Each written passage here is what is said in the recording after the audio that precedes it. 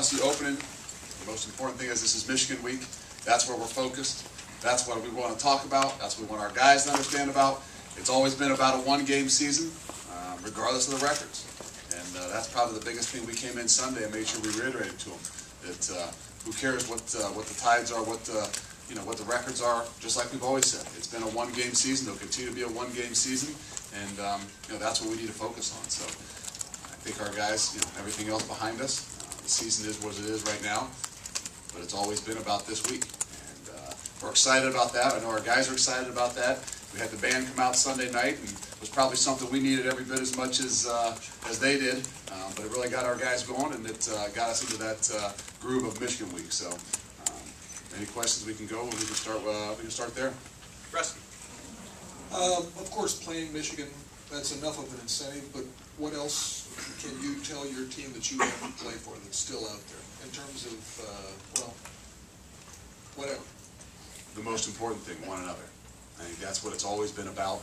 That's what it will always continue to be about. Those who are involved in sports understand that. Those who are involved more so in a team sport like football. There's no greater team sport known to man. You can say that different sports are team sports, but you've got as large a group as you have, like in football. That's where really the power is. It's believing in one another, playing for one another. We said it the other night. We've got Buckeye Nation. We love the fans, love all the former players. That's those things are all extremely important. But those 110 guys that are sitting in that room that have been through what they've been through the ups, been through the downs, that's what it's all about. Those guys looking around, that's what they play for. You also mentioned you can have a winning record. You play for a better bowl game, other things. No. It's been about Michigan. It'll be about Michigan. It'll be about one another. Those are the things that we talk about. Everything else is out of our control. We kind of had that focus in the beginning of the year. This is who we are. This is what we want to be about. To me, that's where the power is when you can look at the guy next to you and believe in one another and fight for one another. And everybody's got different things outside, families they play for, different little things they play for. But ultimately, you got to deep down and you got to care about one another and play for one another. First row. I think over the years, Ohio State players have felt like this game has defined them. Do you feel like that is still true to this day? It's still the Ohio State-Michigan game. It's still the greatest rivalry in all of sports. We wouldn't attack it any other way.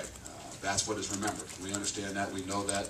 Our guys have understood that, regardless of what the situation has been in the last 10 years that I've been here, or even the 5 years I was here as a player.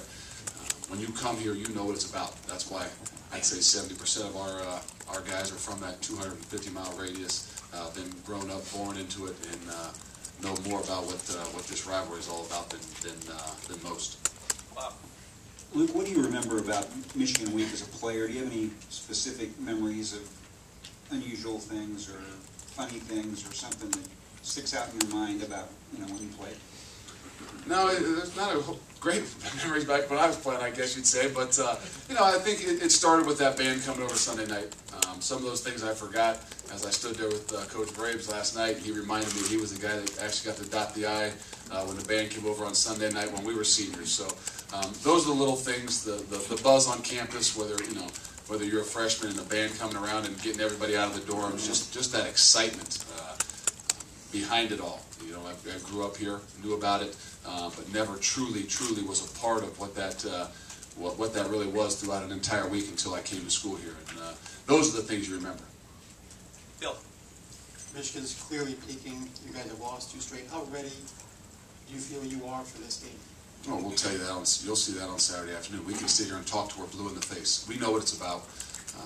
We know when it started. And that's what it's always been about. We said it from the get-go.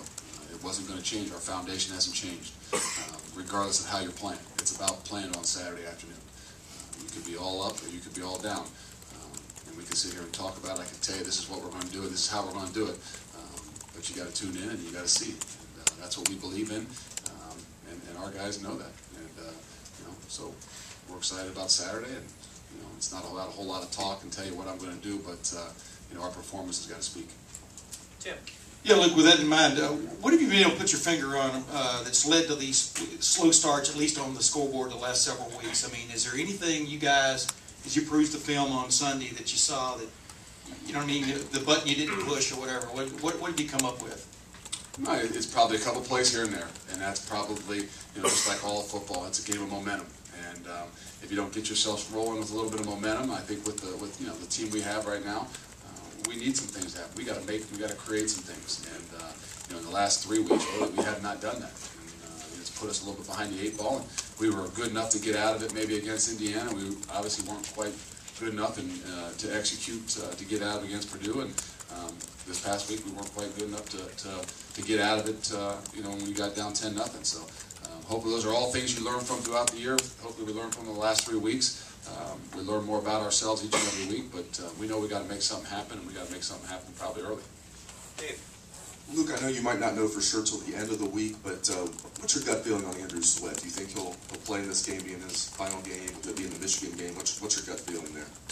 Don't know. I mean, when you're dealing with the head, it's not. It doesn't matter what game it really is. Obviously, he wanted to be out there last week, and if you'd have given him a helmet, he'd have been out there last week. But you ultimately got to look at what's best for him, and there's some things you just can't mess around with. If it's a bad knee or a bad ankle or a bad whatever, something else, I promise you'd be out there. But when you're dealing with the head, we're going to have to leave that to the doctors. Did you say he's questionable at this point? Or? He's questionable.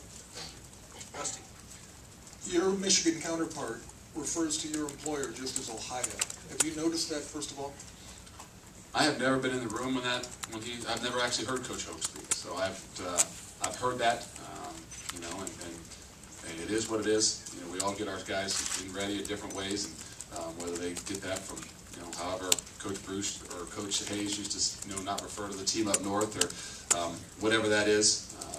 Hopefully that there's no disrespect to Ohio University, that they are Ohio, but it is what it is, and we might refer to Michigan in different ways too. But the thing is it's still a football game. It's about a football game. There's a million different stories. There's a million different storylines. It's not about me. It's not about Coach Hoke. It's about the greatest rivalry in all of football. Their team, our team, and the history and traditions. Your team's like a touchdown underdog or something. This series has got a history of having teams that were not thought to have a chance to pull an upset or to make the game close or make the favorite team uncomfortable. I just wonder if you could talk a little bit about that. Why is that? Is it just the heat of the rivalry, or why is it that teams that seem like they're underdogs maybe aren't necessarily? No, that's just underdogs, or sometimes those are just maybe media aware, or the Vegas' way of saying what they expect. But in a rivalry like this, a lot of those things go out the window, and records go out the window. A lot of things are scrapped, and there's going to be passion. There's going to be unbelievable passion on both sides of the football because of what this means. So I think those are the things that obviously overtake a lot of those. I've been obviously when I was in school, I was on the opposite side of some of those, so to speak, underdogs upsetting. But it still comes down to the passion for the game, the will for the game, and that will be defined on Saturday.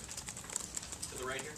Obviously a team game, but having a freshman quarterback playing in the big house, how do you think he will respond to this situation? I think that Braxton will continue to do what he's done. He's a competitor, and sometimes the best thing you can be is a young guy and not realize exactly the magnitude of some different things. And I think that was kind of obvious this past week with Ryan Shazier going in as a linebacker, obviously a different position. But sometimes them young guys, they're almost oblivious to the different things that are out there and around there to them.